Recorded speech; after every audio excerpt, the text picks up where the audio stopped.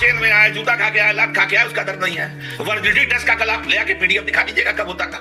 In control, the practice was rooted in racist and sexist assumption and became a significant scandal when exposed in 1979. अब वाहियात बने के आगे से बात मत करिएगा। कब होता था, झूठ की फैक्ट्री है, एक्सपोज हो गए। जैसे अमेरिका ने भारतीयों को सिर मुड़वा करके, हथकड़ी पहना करके, फ्लाइट पर चढ़ा करके भेज दिया भारत में। रुको जरा, सबर करो। मैं कहना चाहता हूँ, भारत से जो लोग अमेरिका गए थे इलीगल, वो जो थे आए अपमानित होकर तो बड़ा दर्द है।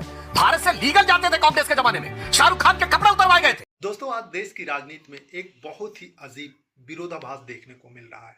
कांग्रेस प्रवक्ता रत्नाकर त्रिपाठी हों या सोमनाथ भारती या फिर तमाम विपक्षी दल, सब एक सुर में कह रहे हैं मोदी सरकार और चोरी करके चुनाव जीत रही है। लेकिन दोस्तों, इसी के साथ यही लोग यह भी आरोप लगा रहे हैं कि मोदी सरकार योगी आदित्यनाथ को हराना चाहती है। अब जरा सोचिए दोस्तों, अगर मोदी सरकार योगी आदित्यनाथ को हराना चाहती है तो वोट चोरी किसके लिए कर रही है?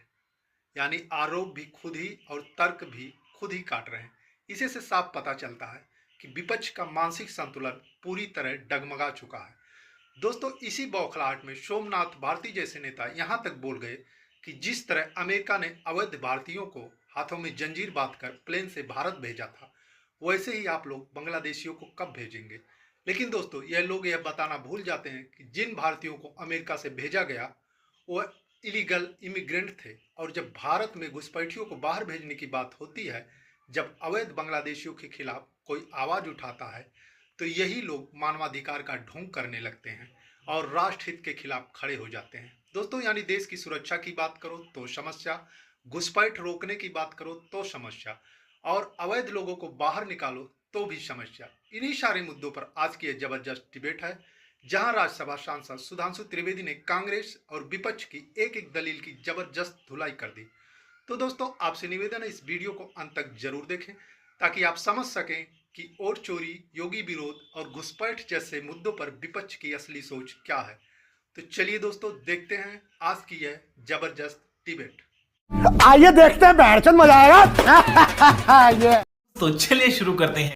भारतीय जनता पार्टी का एक विश्वास पैदा हो गया है कि भाई 2014 में देश आजाद हुआ तो सब कुछ नया होना चाहिए।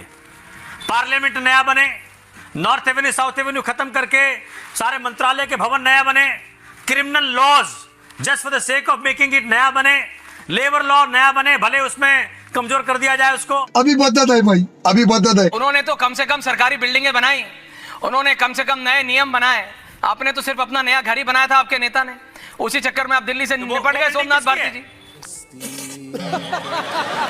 हाँ, ऐश्वर्या जी देश ने निपटा दिया था 240 पे ला करके, निपटा दिया था। बैसाखी में लगा नीतीश जी का और उनका रेड्डी जी। देखिए, आप तो प्रोफेसर नहीं तो है। देखिए, आप तो प्रोफेसर नहीं, आपकी तो गणित ठीक होनी चाहिए। 240 से आदमी निपटता है कि 40 में निपटता है? अरे बाप रे, ये तो धोती खोल रहा है। बिहार में इन्होंने कहा कि भाई घुसपैठियों को हमने निकाल दिया, 65 लाख वोट काटे। तो तब से लेके आज तक कभी आपने सुना कि जैसे अमेरिका ने भारतीयों को सिर मुड़वा करके, हथकड़ी पहना करके, फ्लाइट पर चढ़ा करके भेज दिया भारत में, मोदी शासनकाल में हुआ? क्या ऐसा भारत ने किया? रुको जरा, सबर करो। मैं कहना चाहता हूं, भारत से जो लोग अमेरिका गए थे इलीगल, वो जो थे आए अपमानित होकर तो बड़ा दर्द है। भारत से लीगल जाते थे कांग्रेस के जमाने में, शाहरुख खान के कपड़े उतरवाए गए थे। My name is Khan film क्यों बनी थी 2011 में, याद है नहीं? बताइए। डॉक्टर कलाम की फ्रिस्किंग हुई थी और कांग्रेस सरकार चुप रही थी। संसद में भाजपा ने मुद्दा उठाया, भारत की संसद ने प्रस्ताव पारित किया, तब अमेरिकन सरकार ने खेद व्यक्त किया था। और सुनिए, इंदिरा जी के जमाने में जब सबसे बड़ी आयरन लेडी भारत की प्रधानमंत्री थी, तो भारत की लड़कियों का इंग्लैंड में वर्जिनिटी टेस्ट होता था, और वो भी एयरपोर्ट के ऊपर, अस्पताल में नहीं। बेशर्मी की इंतहा थी। ये वो थे जो लीगल जाते थे, उनके साथ इतनी बेइज्जती होती थी। देश की सेलिब्रिटीज के कपड़े उतरवाए जाते थे, देश की सेलिब्रिटीज के हाथ ऊपर करके कपड़े उतरवाए गए। माय नेम इज खान में खुद शाहरुख खान ने बोला है, भारत के पूर्व राष्ट्रपति के साथ किया गया। आज आके भाषण देते यही नहीं, अभी और सुनिए। 65 लाख लोगों का वोट कटाओ, 65 भी नहीं आए क्लेम करने के लिए, और आप कह रहे काट दिया गया, वोट चोरी हो गई, वोट चोरी हो गई, वोट चोरी हो गई, एक भी नहीं आया। अब ये जो 65 लाख इनवैलिड हुए, ऑब्वियसली ये कौन थे जो सामने नहीं आए? 65 लाख कट गए, उसमें जो मृत है उनको छोड़ दीजिए, ये वही तो घुसपैठिए थे जो बिल में घुस गए हैं। और चिंता मत करिए, जब एनआरसी होगा तो ये बिलबिला के अपने बिलों से बाहर निकलेंगे। तो अपने आप समझना चाहिए, कुछ ऐसे संदिग्ध लोग थे जिनके पास एप्रोप्रिएट कागज नहीं थे, उपयुक्त कागजात नहीं थे, इसलिए वो सामने नहीं आ सकते थे। जैसे आप यूं समझिए कि किसी जगह पे गाड़ी की चेकिंग हो रही हो और पता चला वहां लाइन में 100 गाड़ियां लगी हों, अचानक 20 गाड़ियां गायब हो जाएं पीछे की, तो समझ लीजिएगा उनके पास कागजात नहीं था, तो गाड़ी अपनी पीछे घुमा के दाएं बाएं दूसरी रोडों पर चले गए, उस रोड पे दिखाई नहीं पड़ रहे। यही नहीं, अभी और सुनिए। कमीशन भाजपा का एजेंट तभी तक है जब तक मोदी जी खुश हैं। मोदी जी के दुश्मन हर राज्य में अलग अलग हैं। अच्छा, हमको सिखा रिया है। मोदी जी के दुश्मन कहां, बिहार में कोई और है, बंगाल में कोई और है, दिल्ली में कोई और है, और यूपी में मोदी जी और अमित शाह जी का दुश्मन योगी जी हैं। कुछ भी योगी जी को उनको हराना है। योगी जी ने उनको लगता है ऐसा कि अयोध्या में भाजपा को जितवाया नहीं, अच्छा यूपी में सीटों उनसे उनको बहुत कम सीट आई, तो योगी जी और अमित शाह जी का जो टसल है, नहीं तो योगी पहला योगी भाजपा के मुख्यमंत्री हुए जिन्होंने ये बात कही कि 4 करोड़ जो काटोगे उसमें हमारे कटेंगे। अरे कहना क्या चाहते हो? तो ये बात अंदर की लड़ाई बाहर आ गई है। अच्छा, इसलिए ये बात अखिलेश जी ने कही कि भाई योगी जी को हराना चाहते हैं मोदी जी और अमित शाह जी यूपी में, और ये देखिएगा होगा ही इस बार।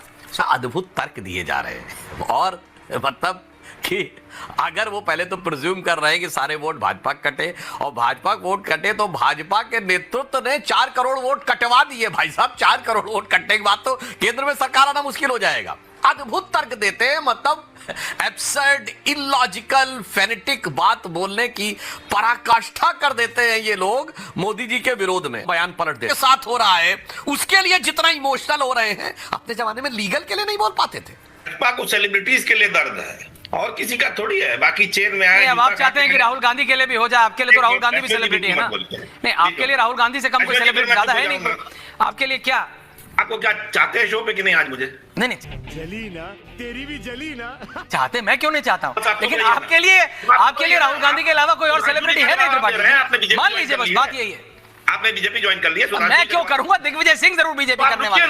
अरे मेरा छोड़िए, मेरा सही चल रहा है। अरे ऐश्वर्य जी, इनको ब्राजीलियन मॉडल के लिए दर्द है। अरे मेरा जहां है, मेरा ठीक चल रहा है, मेरी नौकरी के पीछे मत पड़ो, मेरा ठीक है, मेरा ठीक है। ब्राजीलियन मॉडल के लिए दर्द है, सेलिब्रिटीज के लिए। इनको राहुल गांधी के लिए, आपने उनको सेलिब्रिटी नहीं बोला। बोलिए त्रिपाठी।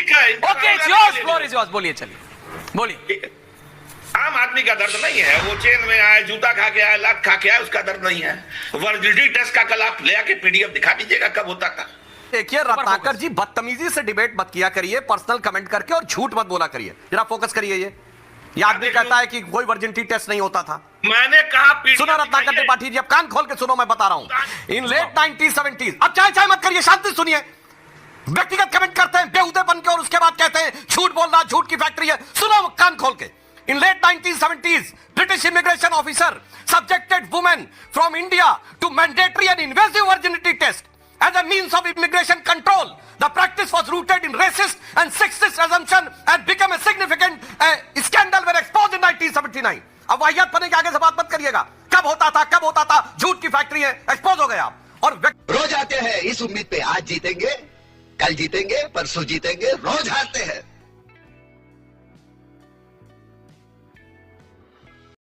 दोस्तों, वोट चोरी का आरोप लगाना आसान है, लेकिन सबूत देना मुश्किल। और जब घुसपैठियों की बात आती है तो विपक्ष राष्ट्रहित से ज्यादा राजनीति करता दिखता है।